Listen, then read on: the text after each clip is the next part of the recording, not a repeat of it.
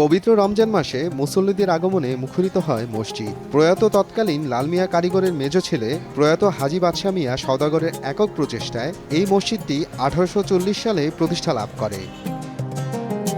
প্রথমে ছন, বাঁশ ও টিন দিয়ে মসজিদটি নির্মিত হয়। পরবর্তীতে 1877 সালের দিকে স্থায়ী ইমারত হিসেবে ইট ও টিন দিয়ে পুনর্নির্মাণ করা হয়, যা 150 বছর পেরিয়ে এখন সুবিশাল আধুনিক মসজিদে রূপান্তরিত হয়েছে।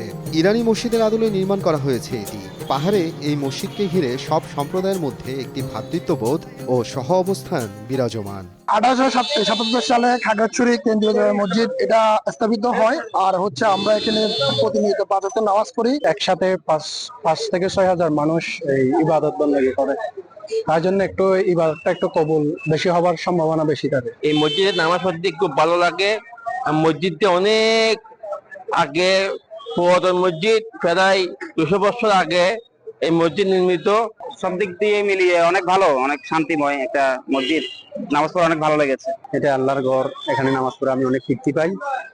অনেকেই এখানে দূর দূরান্ত থেকে জুমা দিন এখানে আসে নামাজ পড়ার জন্য। ব্যবসা করি এখানে, আমরা মসজিদে সবসময় নামাজ পড়ি, পবিত্র জায়গা এখানে নামাজ পড়ি, নামাজও পড়ি এখানে, থাকি এখানে, বাসায় এখানে, দোকানও করি। ছোট্ট একটি ঘর ছিল এখানে, তাদের মসজিদের পাশে ডোকা এবং কলামপুরা এসে বৃত্ত। তখন থেকে আমরা ওখানের পিছনেই গাছ ছিল। তখন থেকে আমরা এখানে থাকি। আমি 67 খাগড়াছড়িতে আসি। আমি 67 থেকে খাগড়াছড়ি বসবাস করতেছি।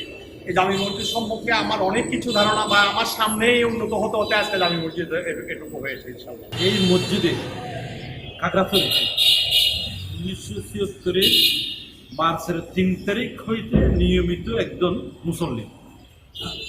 তখন এই মসজিদের নাম ছিল খাগড়াছড়ি বাজার সাহেব মসজিদ।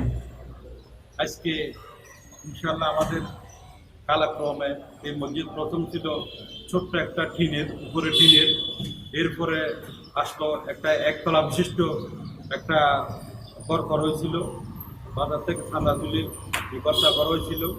এই মসজিদটা যখন কালক্রমে মুসল্লি বাজার সম্প্রসারের সাথে সাথে মুসল্লিও বাড়ছে, এর সাথে সাথে আমাদের মোটামুটি অত্র এলাকার জনগণের সাথে এই মসজিদের সংকুলন হচ্ছে না। তখন আমরা এই 3 তলা ভবন করার একটা আমরা করলাম।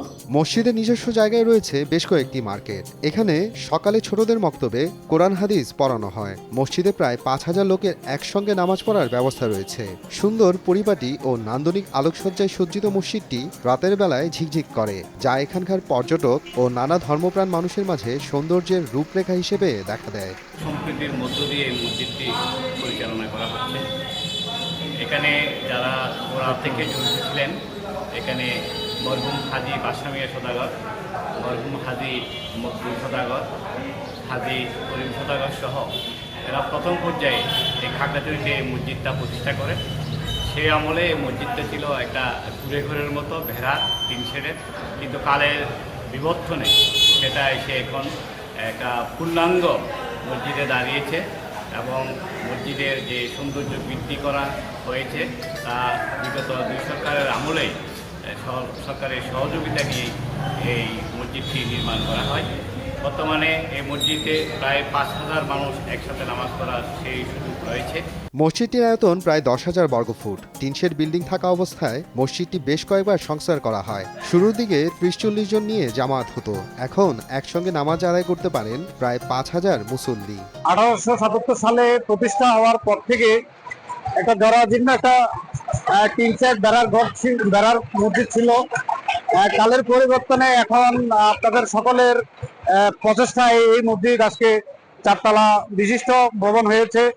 আপনারা জানেন যে খাগড়াছড়ি একটা পর্যটন এলাকা। এখানে বিভিন্ন পর্যটকরা কিন্তু এই মসজিদে নামাজ আদায় করেন। এটা খাগড়াছড়ি পার্বত্য জেলার ঐতিহ্যবাহী একটা মসজিদ, অনেক পুরনো মসজিদ, খাগড়াছড়ি কেন্দ্রীয় শাহী জামে মসজিদ। এটা খাগড়াছড়ির সবচেয়ে বড় বাজার, যেটা এই বাজারের ভিতরেই এই মসজিদ।